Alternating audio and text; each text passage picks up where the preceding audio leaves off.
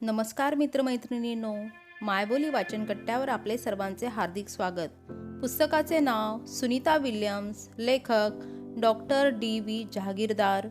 आपणास जर माझे वाचन आवडले तर व्हिडिओला लाईक आणि शेअर करा. यांसारख्या अनेक कथा, कादंबऱ्या, चरित्रे यांचे ऑडिओबुक ऐकण्यासाठी चॅनलला सबस्क्राईब करा. आपले व्हिडिओबाबतचे मत कमेंट सेक्शनमध्ये लिहा. पुस्तकाचे नाव सुनीता विल्यम्स, लेखक डॉक्टर डी.व्ही. जहागीरदार. भाग 5. सुनीताला विचारलेले काही प्रश्न. तू स्पेस स्टेशनवर कोणतं काम करणार? उत्तर: मला स्पेस स्टेशनमध्ये स्पेसवॉक करायचा आहे, काही दुरुस्त्या करायच्या आहेत. प्रश्न: तू नासाची विज्ञान अधिकारी होशील. अमेरिकन विज्ञानाच्या संशोधनाचा मूळ उद्देश वजनरहित अवस्थेत सुरक्षितपणे कसे राहता येईल हे पाहण्याचा आहे. तू या उद्देशाने कोणते प्रयोग करणार आहेस? उत्तर: अमेरिकन वैज्ञानिकांचा संशोधनाचा एक प्रमुख हेतू म्हणजे अवकाशात दीर्घकाळ कसं राहता येईल. आपणाला आता चंद्रावर व त्यानंतर मंगळावर जायचं आहे. त्यासाठी ही माहिती फारच उपयुक्त ठरणार आहे. 6 महिन्यांच्या या प्रदीर्घ काळात हाडांची व स्नायूंची यामुळे झीज होणारच. ही झीज कशी भरून काढायची हा प्रश्न आहे. ही झीज शमवण्यासाठी कोणत्या प्रकारचा व्यायाम उपयोगी ठरणार हे आम्ही पाहणार आहोत. ट्रेडमिल, सायकल व वजन उचलण्याचा व्यायाम मी करणार आहे. यामुळे हाडं आणि स्नायू बळकट राहतील असे मला वाटते. याशिवाय आमच्या अन्नावर देखील आम्ही लक्ष ठेवून राहू. हे अन्न आमचे स्नायू, रक्त यावर कसा परिणाम करते हे तपासणार आहोत. यामुळे शून्य गुरुत्वाकर्षण अवस्थेत अन्नाचे रक्तामध्ये रूपांतर होताना कोणत्या शारीरिक पचनक्रिया घडतात हेही तपासले जाईल. प्रश्न: भविष्यकालीन अंतरिक्ष प्रवासाचा तुझा काय अंदाज आहे? भविष्य आहे. उत्तर: बरेचसे लोक मला प्रश्न विचारतात, पृथ्वीच्या भोवती 250 मैल उंचीवर फिरण्यासाठी आपण एवढा पैसा का खर्च करीत आहोत? माझं उत्तर असं आहे की या स्पेस स्टेशनवर राहून विश्वातील इतर ठिकाणी कसं जाऊ हे पाहता येईल. मंगळाची अवस्था काय? माणसांना श्वास घेण्यासारखं वातावरण आज तिथं नाही ते का? मंगळ ग्रह निर्माण कसा झाला? याशिवाय इतर आणखी एखादा तारा आपल्याला वसाहत करण्यायोग्य आहे का? स्पेस थांबा हे विश्व समजण्याची पहिली पायरी आहे. शिवाय चंद्रावर परत जाणं ही दुसरी पायरी. कमी गुरुत्वाकर्षण आणि सुखकारक नसलेल्या वातावरणात आपणाला कसं राहता येईल हे पाहणं हा तर या सर्व संशोधनाचा मूळ हेतू आहे. अंतराळवीर अंतराळात कोठे थांबतात? अवकाशशास्त्रज्ञानाच्या संशोधनाच्या सुरुवातीच्या काळात अवकाशात कायम स्पेस स्टेशन बांधावे ही कल्पना होती. रशियाने प्रथम 1971 ते 1986 या काळात 7 स्पेस स्टेशनची साखळी निर्माण केली. ही स्टेशन सॅल्यूट या नावाने ओळखली जातात. या काळात भारतीय अंतराळवीर राकेश शर्मा एका स्टेशनवर उतरला होता. भारत रशिया मैत्रीचे हे प्रतीक होते व सर्व देशात या कर्तृत्वामुळे आनंद झाला होता. यानंतर 1973 मध्ये अमेरिकेने स्कायलॅब हे स्पेस स्टेशन अंतराळात सोडले. त्याला प्रत्युत्तर म्हणून रशियाने मिर स्टेशन अंतराळात पाठविले. त्यानंतर अंतरिक्ष संशोधनात नवीन पर्व सुरू झाले, ते सहकाराचे. 1998 मध्ये अमेरिका, रशिया यांच्याबरोबर 15 देश या प्रकल्पात सहभागी झालेत आणि पहिले आंतरराष्ट्रीय स्पेस स्टेशन बांधण्यात आले. आकाशात मानवी सहकार्याचे भव्य दिव्य रूप निर्माण झाले. मानवी आकांक्षेला बुद्धीची, प्रगत तंत्रज्ञानाची साथ मिळाली आणि अजोड काम करण्यात आले. या स्पेस स्टेशनचा व्याप आणि आवाका पाहिला की मन नुसते थक्क होत नाही तर मानवाच्या अचाट कर्तृत्वाने भरून येते. आकांक्षापुढती जिथे गगन ठेंगणे असे कवीने म्हटले आहे. शास्त्रज्ञांनी तर गगनाच्या वर जाऊन आपले आसन पक्के केले. या स्पेस स्टेशनचे सर्वच मोठे, आवाका जबरदस्त, सर्वच कल्पनातीत. वजन 2,13,800 किलोग्रॅम इतके महाकाय. स्पेस स्टेशनला जोडलेल्या सोलर पॅनल्सचा विस्तार 73 मीटर आहे. येथे अवकाशवीरांच्या निवासासाठी 425 घनमीटर एवढी जागा उपलब्ध आहे. हे स्टेशन भूपृष्ठापासून सरासरी 336 किलोमीटर अंतरावर आहे. पृथ्वीभोवती एक प्रदक्षिणा करण्यास त्याला 91 मिनिटे 20 सेकंद लागतात. म्हणजे जवळपास प्रत्येक 1.5 तासाने एकदा तो आपल्या पृष्ठापासून 336 किमी वेगाने जात असतो. याचाच अर्थ एका दिवसात तो पृथ्वीभोवती 16 फेऱ्या करतो. 1998 मध्ये स्टेशनच्या बांधणीला सुरुवात झाली. आज म्हणजे 1 जुलै 2007 ला त्याचे वयोमान 3052 दिवस इतके आहे. सुनीताचा स्पेस स्टेशनमध्ये प्रवेश. सुनीताने या स्पेस स्टेशनमध्ये प्रवेश केला तो दिवस होता 11 डिसेंबर 2006. त्या दिवशी डिस्कव्हरी हे स्पेस शटल यशस्वीपणे स्पेस स्टेशनला जोडले गेले. या क्रियेला डॉकिंग असे म्हणतात. शटल आणि स्टेशन दोन्ही फिरत असतात. त्यांना अगदी जवळ आणले जाते व मग ते जोडले जातात. ते एकत्र आलेत की शटलचा पॅसेज उघडला जातो व यात्री स्टेशनमध्ये प्रवेश करतात. शटलमध्ये सामान देखील स्टेशनमध्ये आणले जाते. शटलचे काम पूर्ण झाले की ते पृथ्वीवर परत येते. सुनीताला घेऊन येणारे शटल डिस्कव्हरी यान 19 डिसेंबरला स्टेशनपासून अलग झाले व 22 डिसेंबर रोजी सुखरूपपणे पृथ्वीवर परतले. स्पेस शटल निर्मितीच्या आधीच्या काळात अंतरिक्ष संशोधन रशिया व अमेरिका यांच्यात स्पर्धा होती. रशियाने 1957 मध्ये पहिला स्पुटनिक पृथ्वी प्रदक्षिणेसाठी सोडला व 1961 मध्ये युरी गागरिनला स्पुटनिकमधून पृथ्वी प्रदक्षिणा करून सुखरूप परत आणले. अमेरिकेने हिरिरीने व जिद्दीने या स्पर्धेत भाग घेतला व 1969च्या जुलै महिन्यात नील आर्मस्ट्रॉंग हा अंतरिक्षवीर चंद्राच्या भूमीवर उतरला. तो काळ शीतयुद्धाचा होता व शास्त्रीय संशोधनात अग्रेसर राहण्याचा दोन्ही राष्ट्रांचा प्रयत्न होता. जी महासत्ता अवकाशावर नियंत्रण करील तीच पृथ्वीवर अधिसत्ता प्राप्त करू शकेल अशी दोन्ही राष्ट्रांची धारणा होती. जेव्हा शीतयुद्धाची तीव्रता कमी झाली, दोघांमध्ये थोडाफार विश्वास निर्माण झाला, तेव्हा सहकार्याची भावना आपोआप निर्माण झाली. गोर्बाचेव यांच्या काळात संशयाचे मळप कमी झाले. दोन्ही राष्ट्रे जवळ आली. त्यांचे हृदय परिणाम म्हणजे दोन्हीकडील शास्त्रज्ञांमध्ये संशोधन निरीक्षणाची देवाणघेवाण सुरू झाली. यानंतर इतर राष्ट्रे देखील यात सामील झाले व हे महाकाय स्पेस स्टेशन अंतराळात तयार झाले. हा म्हणजे अंतराळवीरांचा थांबा झाला. नासाच्या या अवाढव्य प्रकल्पामध्ये चीनी, जपानी, जर्मनी, ब्रिटिश व भारत या देशांचे शास्त्रज्ञ आहेत. अवकाश यात्रेचे अंतिम ध्येय. या स्पेस स्टेशनचे फायदे कितीतरी आहेत. सुनीता तेथे 188 दिवस वास्तव्य करती झाली. तसेच तिने 22 तास व 27 मिनिटे इतका वेळ स्पेसवॉक करून रेकॉर्ड निर्माण केले. सुनीताचा हा विक्रम म्हणजे छोटीशी सुरुवात आहे. धोकादायक, कष्टदायक उद्दिष्ट साध्य करण्याची ही पहिली पायरी आहे. स्पेस स्टेशनच्या थांब्यावर प्रदीर्घ काळ थांबण्यासाठी स्त्री व पुरुष यात्रींची तयारी करावी लागणार आहे. या स्पेस शटलमध्ये शून्य गुरुत्वाकर्षण अवस्थेत वातावरणात खूप काळ घालवल्यावर स्त्री व पुरुषांच्या शारीरिक स्थितीत बदल कसा घडतो हे पाहणे हा एक उद्देश आहे. इसवी सन 2000 पासून या थांब्यावर अंतराळवीरांचा सतत राबता चालू ठेवला आहे. त्यामुळे मानवाची अवकाशात कायम हजेरी ठेवण्यात आली आहे. मानवाची हिंमत वाढवण्यासाठी, त्याला याची सवय होण्यासाठी हे फार आवश्यक आहे. हा झाला एक भाग. दुसरा भाग यापेक्षा महत्त्वाचा आहे. 188 दिवसांच्या रेकॉर्डचे महत्त्व अनन्यसाधारण आहे. मायकेल ग्रिफिन यांच्या मते सुनीताचे हे रेकॉर्ड दूरगामी परिणाम करणारे आहेत. अवकाशातील इतर ग्रहांवर पृथ्वीवासियांना कशा प्रकारे वसाहत करून राहता येईल या प्रश्नाच्या उत्तरासाठी हे रेकॉर्ड आवश्यक आहे. या वसाहती हेच अंतिम ध्येय अवकाश यात्रेचे असावे. या वसाहती चंद्रावर कराव्यात म्हणून मानव तेथे जाऊन आला. आपल्याला चंद्रावर वस्ती करता येईल, पण त्यापेक्षा सोयीस्कर जागा म्हणजे मंगळ ग्रह. हा लाल ग्रह दुसरी पृथ्वी म्हणून वापरण्याची शक्यता आहे. त्याच्या पृष्ठभागाची स्थिती व पाण्याची उपलब्धी यामुळे इतर ग्रहांच्या तुलनेत तो सर्वात सोयीस्कर वाटतो. त्याचे जमीन, क्षेत्र, तापमान पृथ्वीसारखेच आहे. त्याचा दिवस 24 तासाचा आहे. हा ग्रह पृथ्वीसारखंच भूगर्भीय स्थित्यंतरातून गेला असावा. यामध्ये बहुमोल खनिजे असावीत. मात्र या व्यतिरिक्त इतर आवश्यक परिस्थिती कशी आहे याचा आत्ताच अंदाज वर्तविणे कठीण आहे. या विचारांचा मागोवा घेताना एक तिरकस शंका व्यक्त केली जाते.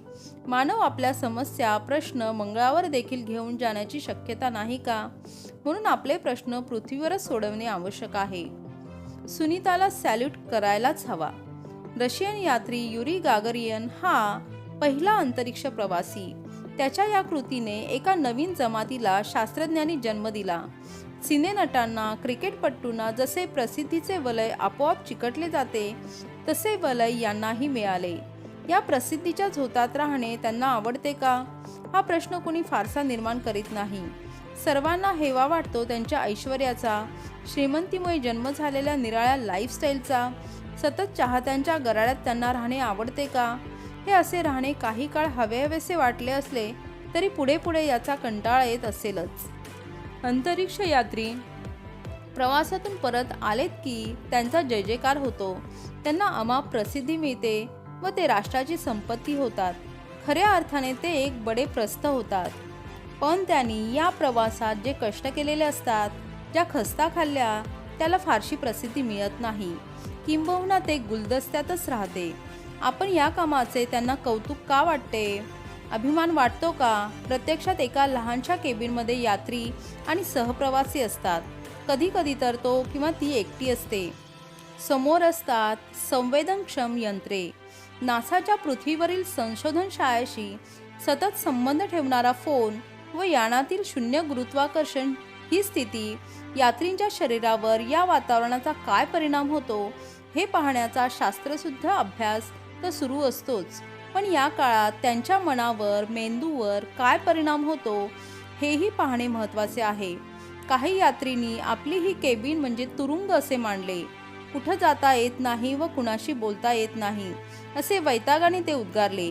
एकदा तर केबिनमधील 3 यात्रींनी पृथ्वीवरील मिशन कंट्रोलशी असहकार पुकारला. त्यांनी आपली पृथ्वीला जोडणारी यंत्रणा बंद केली व दिवसभर ते खिडकीतून पृथ्वीचे दर्शन घेत राहिले. रशियाच्या सोयुझ 2 मधील 2 अंतराळांनी तर कमालच केली. 211 दिवस ते एकाच केबिनमध्ये होते. सर्व कामे व्यवस्थित करीत होते. मात्र या संपूर्ण काळात ते एकमेकांशी बोलत नव्हते, कारण त्यांचे भांडण झाले होते. यानात घडणाऱ्या घटना व एकांतवासामुळे मनावर येणारे दडपण व त्यानिमित्त होणारी चिडचिड हा मानवी स्वभाव झाला. ही मंडळी आपल्या शास्त्रीय कामात जराही चूक, चालढकल करता येत नाहीत. मात्र ते एकमेकांशी बोलत नाही. हे यशस्वी करण्यासाठी मनावर नियंत्रण आवश्यक असते. मन आनंदी, प्रसन्न ठेवून काम कसे करता येईल हा खरा प्रश्न आहे. एकांतवासावर, त्याच वातावरणात राहून एकसुरी जीवनावर जो मात करू शकतो तोच खरा यशस्वी अंतराळवीर. मुख्य म्हणजे एकांतवास व एकसुरी आयुष्य महिनोगंती घालवायचे कसे हा खरा प्रश्न आहे. सुनीताने हे काम 188 दिवस एकटे राहून रेकॉर्ड निर्माण केले, म्हणून तिला सॅल्यूट. मानव हा समाजप्रिय प्राणी आहे. 4 लोकात मिळून मिसळून राहत आनंदाचे जीवन जगावे ही मानवाची इच्छा असते. आपण भारतीय तर खूपच बोलके, गप्प राहणे हे आपल्याला जमतच नाही. म्हणूनच आपल्या ओळखी खूप असतात, मित्र असंख्य असतात. ही मैत्री, कुटुंबातील सभासदांची एकी हे तर आपले बलस्थान आहे. युरोप, अमेरिकेत मात्र परिस्थिती वेगळी आहे. तेथे माणसे कमी बोलणारे म्हणजे कामापुरते बोलणारे असतात. हवामान 6 महिने खूप थंडी, घरे एकमेकांपासून दूर, घरात माणसे कमी, आई वडील मुलांपासून वेगळे राहतात. अपॉइंटमेंट घेतल्याशिवाय न सांगता कोणीही दुसऱ्याच्या घरी जाणार नाही. तसे आजूबाजूच्या शेजाऱ्यांशी नाते सौहार्दाचे, येता जाता हॅलो म्हणणार, पण गप्पा नाहीत, नसत्या चौकशी नाहीत. प्रत्येकाचे जीवन स्वतंत्र व खाजगी असावे व त्याच्या मनाप्रमाणे जगण्याचा त्याला संपूर्णपणे अधिकार हा अलिखित नियम समाजाने मान्य केला आहे. युरोपमधल्या या मंडळींना एकांतवासात राहणे आवडते. एकटे राहण्यात आनंद वाटतो. एकटे राहण्याच्या या सवयीमुळे अमेरिकन नागरिकांचा, युरोपियन नागरिकांचा स्वभाव पुष्कळसा कोरडा असतो. माणसाऐवजी प्राण्यांवर प्रेम जास्त. बहुतेकांनी पेट, कुत्रे पाळले असतात व त्याचे ते खूप लाडही करतात. पेंटिंग करणे, पियानो वाजवणे, व्हायोलिन वाजवणे, घर स्वच्छ करणे यासारखे छंद ते जोपासतात. आपल्याकडे असे छंद नसतात, कारण गप्पा मारण्यात आपला वेळ इतका जातो की या छंदांची वेळ घालवण्यासाठी आपल्याला आवश्यकता नसते. भारतीय स्त्रीचे गुण सुनीतातही. आपण कधी एकटे राहू शकत नाही. अवकाशयात्री होण्यासाठी पहिली अट म्हणजे तुम्हाला खूप दिवस एकटे राहावे लागते. कल्पना चावलाचा जन्म भारतात, मात्र शिक्षणासाठी वास्तव्य अमेरिकेत. तर सुनीताचे वडील भारतीय, पण सर्व आयुष्य अमेरिकेत गेले. या एकांतवासात मन शांत राखून वृत्ती प्रसन्न ठेवणे अत्यंत आवश्यक आहे. धीरोदत्त वृत्ती, इतरांबाबत सहिष्णुता, सर्वांबाबत आदर व प्रेम हे भारतीय स्त्रीचे गुण या दोघींमध्ये दिसतात. 188 दिवस एकसुरी वातावरणात छोट्या जागेत सुनीता हसतमुख राहिली हा खरा तिचा मोठेपणा. आपल्याला दिलेले काम अचूकपणे करणे, केंद्रस्थानाशी सतत संपर्क ठेवणे, वेळेवर झोपणे व वेळेवर उठणे, ठराविक खाणे व सतत कामात दंग राहणे, यामुळेच एकांतवासावर मात करता येते. मुख्य म्हणजे आपले उद्दिष्ट मनात स्वच्छ असेल व विजय मिळणारच ही खात्री असेल तरच अशी कामे करता येतात.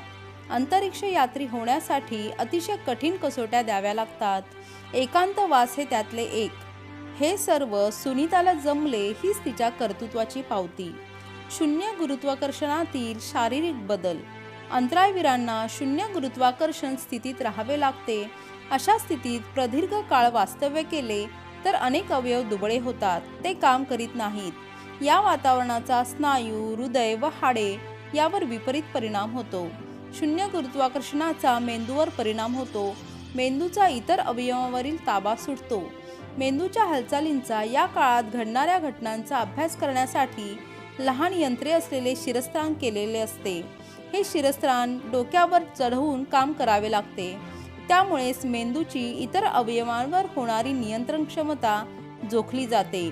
मेंदूने केलेल्या आज्ञा इतर अवयव तंतोतंत पाळतात किंवा नाही, तसेच या अवयवांचा हालचालींवर मेंदू कसा लक्ष ठेवून असतो याचा अभ्यास करण्यात येतो. मेंदूला खरी विश्रांती मिळते. अंतराळवीरांचा मेंदू संपूर्ण झोप घेण्यायोग्य आहे किंवा नाही याचाही अभ्यास करण्यात येतो. शून्य गुरुत्वाकर्षण ही एक निराळीच अवस्था आहे.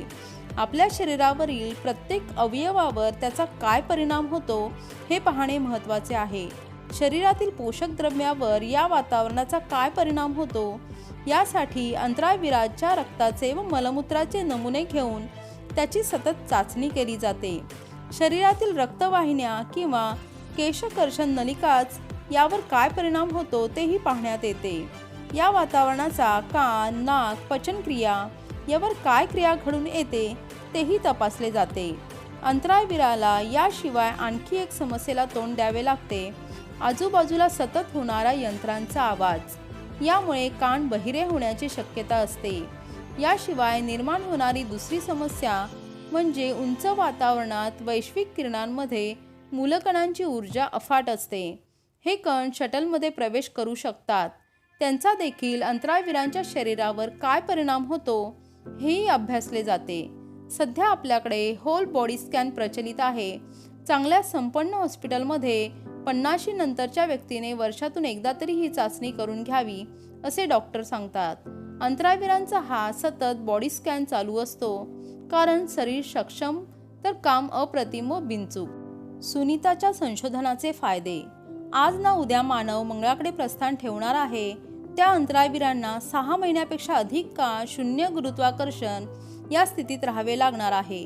सुनीताला शरीरशास्त्र विषयक जे प्रयोग करावे लागले त्यापासून मिळालेला डेटा हा मंगळस्वारीसाठी मोलाचा ठरणार, कारण ती देखील 6 महिने या अवस्थेत होती. मिळालेला सर्व डेटा सुसंगतपणे एकत्रित करून त्यापासून निष्कर्ष काढणे हे शास्त्रज्ञांचे काम आहे. प्रत्येक निष्कर्ष महत्त्वाचा व उपयोगी ठरणारा असतो, म्हणून तो मोलाचा असतो. साधे उदाहरण घ्या. शटलच्या चेंबरमध्ये असताना जी माहिती अंतराळवीरांना दिसते व जी माहिती कानाने ऐकली जाते यांच्यामध्ये तफावत असली तरी अवकाशगती आजार होतो.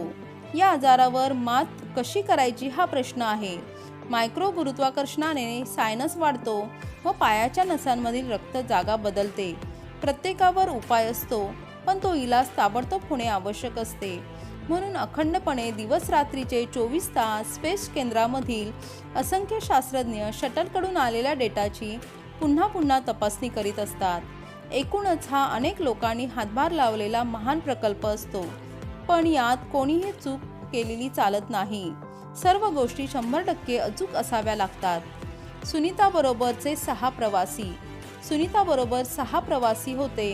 गुरुत्वाकर्षणाची कक्षाच नसलेले ते प्रवासी यानाच्या पोकळीत एकमेकांचा आधार होते. एका अर्थाने लहानशा जागेत एकत्र राहणारे ते एकटे होते. 6 महिन्यांच्या काळात ते आजारी पडले नाहीत. डिप्रेशनचा प्रश्न त्यांना झाला नाही.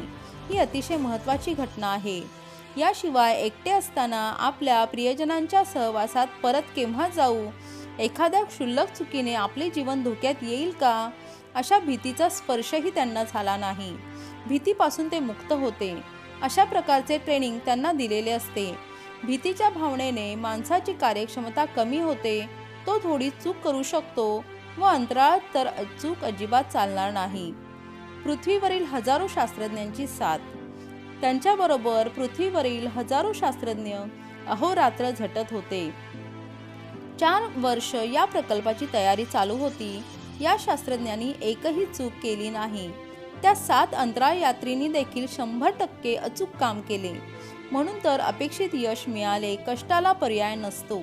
ही सर्व मंडळी दैवावर अवलंबून राहिली नाही. कष्टालाच त्यांनी महत्त्व दिले. प्रचंड टीमवर्कचा हा जय आहे. अंतराळ प्रवासात नाविन्य असते, कारण पृथ्वीपेक्षा अगदी वेगळ्या वातावरणात अंतराळवीरांचा निवास असतो. पृथ्वीवर परतल्यावर प्रवासातल्या आठवणी त्यांच्या मनात रुंजी घालत असतात. प्रवासाच्या दरम्यान अंतराळवीरांची उंची 1 अथवा 2 इंचांनी वाढते. ती प्रवास काळात टिकून राहते. मात्र पृथ्वीवर परत आल्यावर आधीची उंची परत येते. याचा अर्थ स्पायनल कॉलममध्ये गुरुत्वाकर्षण व त्या विरहित अवस्थेत बदल होतो. अंतराळ यात्रीचा चेहरा अवकाशामध्ये फुलतो आणि गुरुत्वाकर्षणाच्या अभावाने मान एकदम ताठ होते. त्याच्याच परिणामामुळे हृदय डोक्याकडे जास्त प्रमाणात रक्त पंप करते. डोळे रक्तवर्ण होतात. हाडे ठिसूळ होतात. या साऱ्या घटना साधारण महिनाभराच्या कालावधीत होतात. म्हाताऱ्या आजीबाईच्या हाडांची घनता 1 वर्षाच्या कालावधीत जितकी कमी होते, तितकी तरुण अंतराळवीरांची 1 महिन्यात झीज होते. पृथ्वीवर परत आल्यावर बऱ्याच दिवसांनी ही झीज भरून येते. सुनीताची अंतराळातील जीवनशैली. अंतरिक्ष प्रवासाच्या सुरुवातीच्या काळात यात्रींना देण्यात येणारे अन्न फारसे विविधता नसलेले होते. हे सर्व अन्न जेलीच्या रूपात असे व ते ट्यूबमध्ये ठेवलेले असते. ट्यूब दाबली की त्यातून पेस्ट बाहेर यायची. आता परिस्थिती खूपच सुधारली आहे. सुविधा खूपच वाढल्या आहेत. अंतराळवीरांना जास्तीत जास्त सुखसोयी देण्याचा प्रयत्न करण्यात येतो. सुनीताला एकदा कोणते जेवण हवे असे विचारण्यात आले. तिने मेनू निवडला. मटर पनीर, रायता आणि समोसा यांची तिने मागणी केली. हे पदार्थ अतिशीत, डिहायड्रेट असेच आणणे भाग होते. त्यासाठी फारसा खर्च होणार नव्हता. खरा खर्च येणार होता तो ट्रान्सपोर्टसाठी पृथ्वीवरून हे पदार्थ पेलोड म्हणून आणण्याचा खर्च झाला. 1 पाऊंडसाठी $10,000, 5 लाख रुपये इतके महाग जेवण. हे तयार करताना पैशाची बचत म्हणून जलविरहित अन्न पाठवण्यात येते, कारण पाणी नाही म्हणजे वजन कमी व वजन कमी म्हणजे पेलोडचा खर्च कमी. अंतराळवीर चुंबकीय ट्रेचा वापर अन्न ठेवण्यासाठी करतात. सुरी, फोर्क आणि चमचे इकडे तिकडे उडू नयेत म्हणून हा ट्रे चुंबकीय असतो. कमोडचा वापर हे देखील आव्हान असते. कमोडच्या सीटवर बसल्यानंतर पाय व हात ठेवण्यात जागा नसते. सक्शन करून टाकाऊ गोष्टी काढल्या जातात. लघवीसाठी निरनिराळ्या आकाराचे भांडे असते. स्त्री व पुरुषांसाठी त्याचा आकार वेगळा असतो. कधी कधी गंमत होते. सुनीताने ट्यूब उघडली. आतील पेस्ट उष्ण फवाऱ्यासारखी उडाली. असे का झाले? ट्यूबच्या आतील पदार्थ पृथ्वीवरील वातावरणात भरला होता व ट्यूब उघडली की ती कमी दाबाच्या वातावरणात. अगदी लहानसहान गोष्टीची देखील अशी काळजी घ्यावी लागते. भाग 5 समाप्त. थँक्यू.